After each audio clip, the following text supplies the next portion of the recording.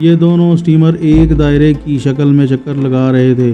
سلمان کہنے لگا، دوست تم خوش قسمت ہو، ہمیں ٹارگٹ تلاش نہیں کرنا پڑے گا۔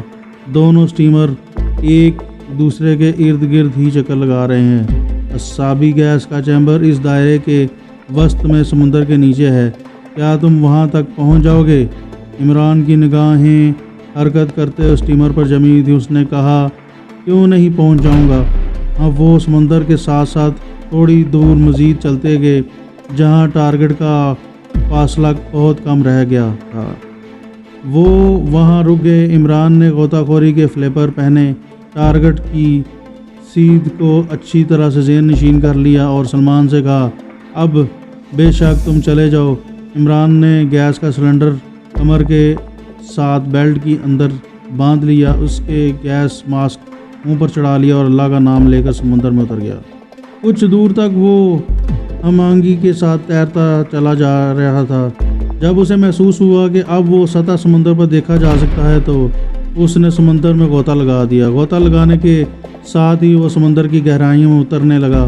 وہ سمندر میں اتنا نیچے جانا چاہتا تھا کہ جب سٹیمر کے نیچے سے گزرے تو رڈار اس کی نشاندہی نہ کر سکے۔ ایک خاص گہرائی پر پہنچ کر عمران سیدھا ہو گیا۔ اس نے اپنے ٹارگٹ کی طرف بڑھنا شروع کر دیا۔ پستول اس کے ہاتھ میں تھی۔ وہ اس طرح تیر رہا تھا کہ صرف فلیپر ہی گردش کر رہے تھے۔ اس کی نگاہیں بالکل سامنے کی طرف لگی ہوئی تھی۔ وہ اندازے سے ہی جا رہا تھا۔ ابھی تک ٹارگٹ اسے نظر نہیں آیا تھا۔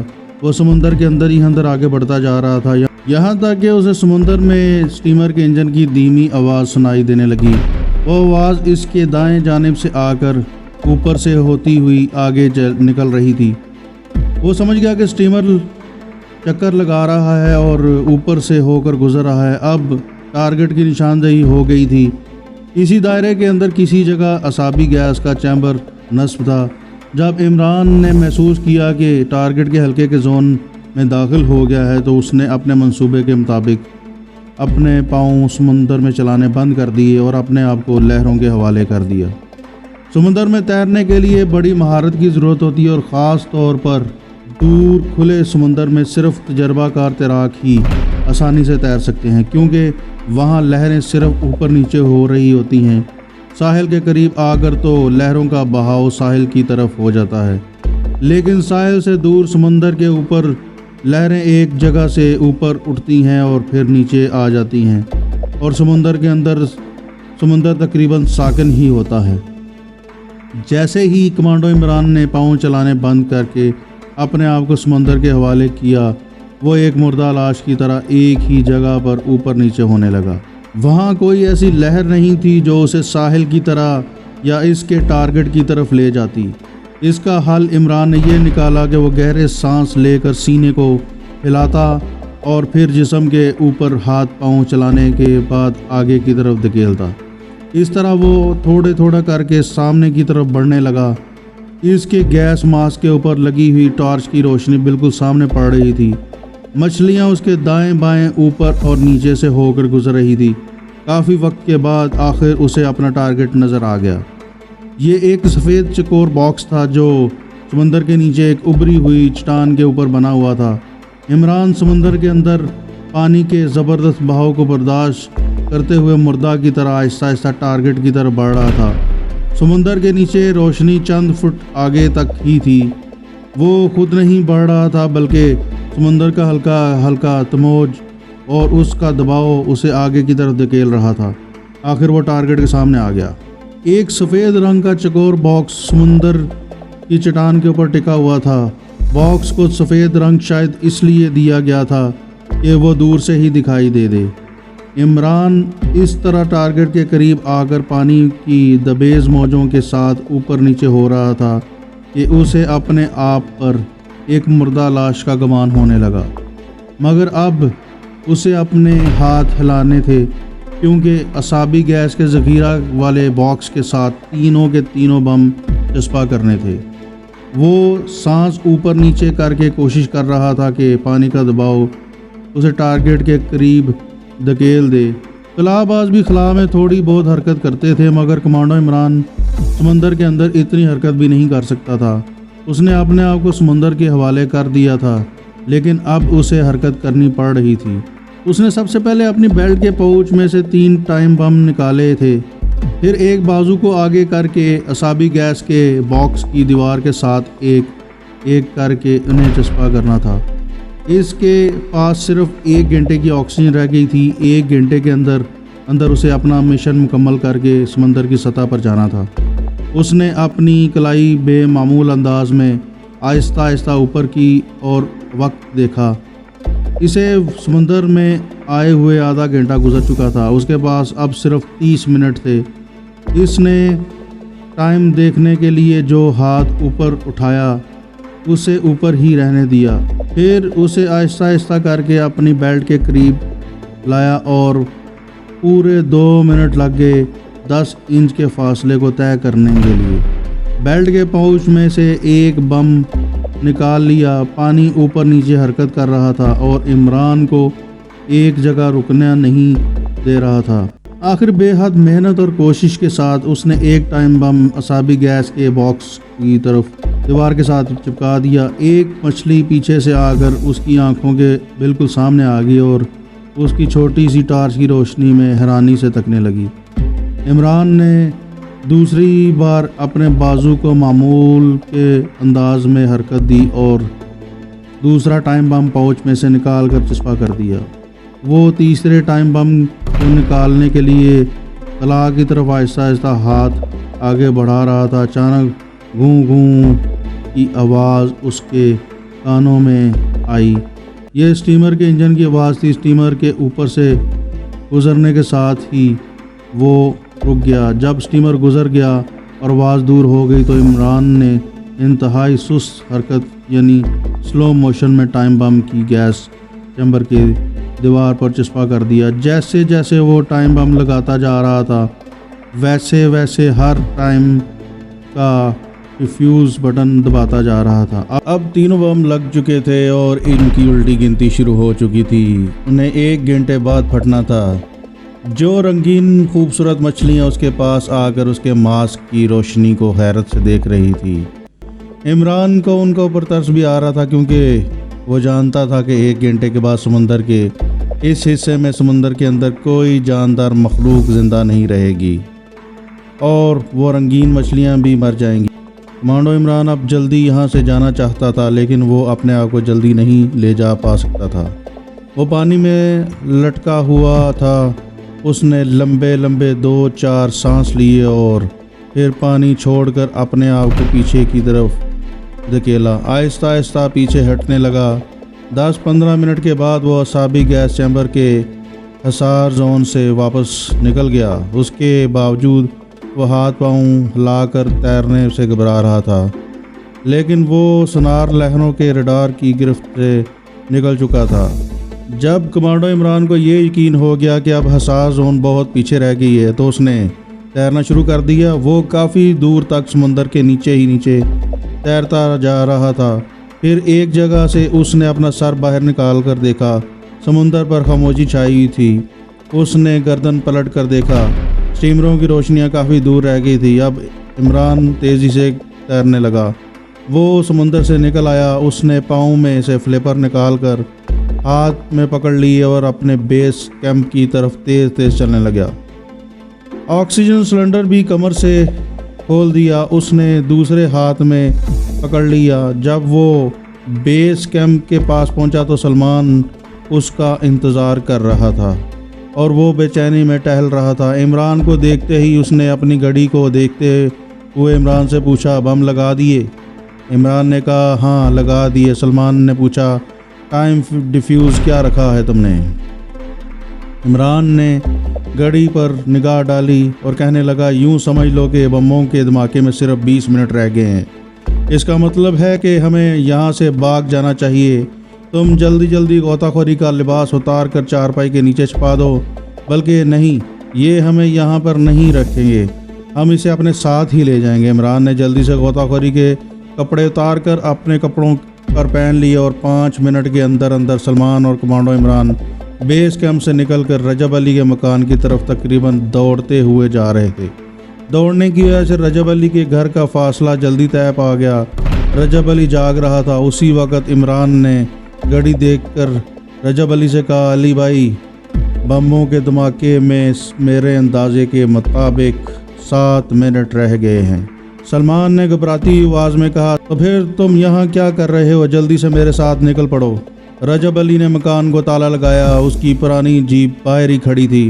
वो सब जीप पर सवार हुए और रजब अली ने पूरी रफ्तार के साथ जीप को समंदर की मुखालिफ सिम पर डाल दिया।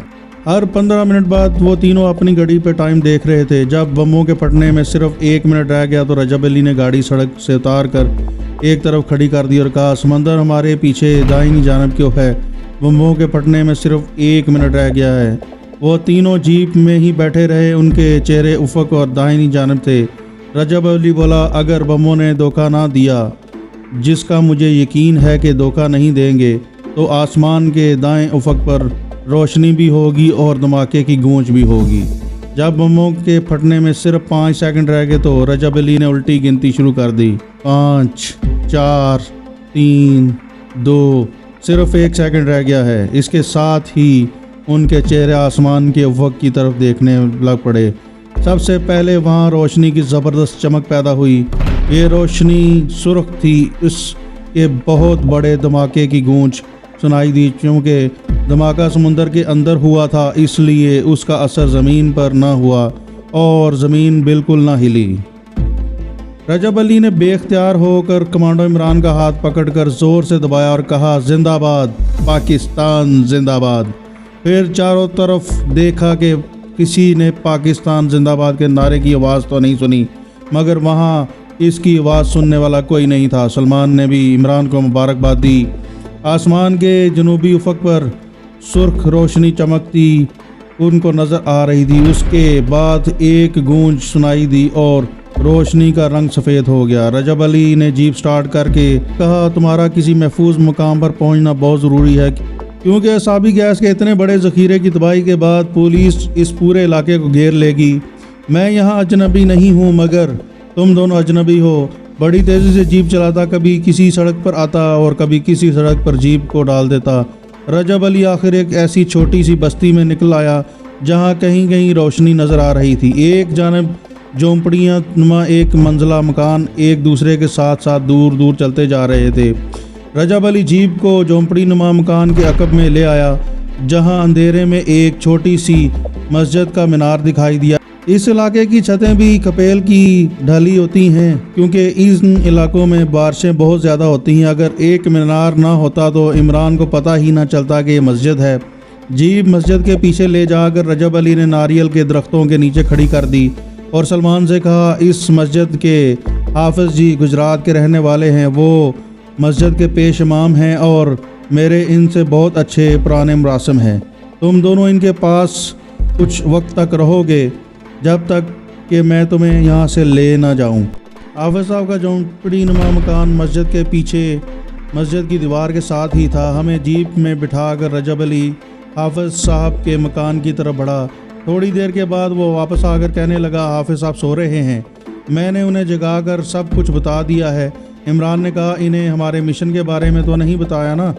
बिल्कुल नहीं, रजब अली ने बोला। मिशन के बारे में कुछ बताने का सवाल ही पैदा नहीं होता। मैंने उन्हें यही कहा है कि मेरे 2 पाकिस्तानी दोस्त हैं। ये दोनों दोस्त कश्मीर के महाज से मुझे मिलने आए थे। बहरहाल मैंने हाफिज़ साहब से कह दिया है कि मेरे दोस्त इनकी पनाह में रहेंगे और जब तक मैं खुद ना आऊँ इनकी हिफाजत कीजिएगा। हाफिज़ साहब ने हामी भर ली है, आ जाओ मेरे साथ। हाफिज़ साहब उदेड़ उम्र बुज़ुर्ग थे, रंगत सांवली थी, जिस्म दुबला पतला था और चेहरे पर सफ़ेद दाढ़ी नुमाया नज़र आ रही थी। रजब अली ने इमरान और सलमान का इनसे तारुफ करवाया और कहा, हाफिज़ साहब ये जहाद कश्मीर के गाजी हैं।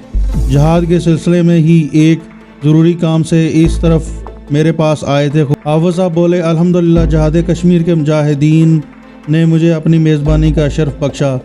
यहाँ इनकी हवा तक किसी को नहीं मिलेगी। रजब अली तुम फिक्र ना करो, ये जितने दिन चाहें मेरे पास रह सकते हैं।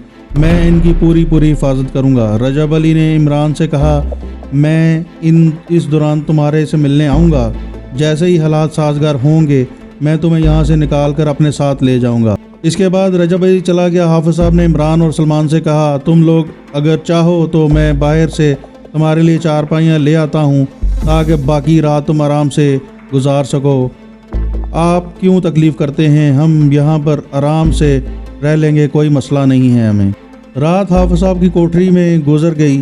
اگلا دن بھی گزر گیا۔ حافظ صاحب نے سلمان اور عمران کے واسطے دوسرے کمرے کو جگہ خالی کر دی تھی اور اندر 2 چارپائیاں بچھا دی تھی۔ اس سے اگلے دن رجب علی رات کے وقت آ گیا اور کہنے لگا تم لوگوں نے وہ کام کر دکھایا کہ بھارت کے ایوان حکومت لرز کر رہ گئے ہیں۔ کسی کی سمجھ میں کچھ نہیں آ رہا تھا یہ سب کچھ کیسے ہو گیا۔ ہر محکمہ دوسرے محکمے کے اوپر الزام لگا رہا ہے، یہ کہہ رہا ہے کہ اس کی غفلت کے باعث ایسا ہوا۔ عمران نے پوچھا پولیس کی کیا پوزیشن ہے؟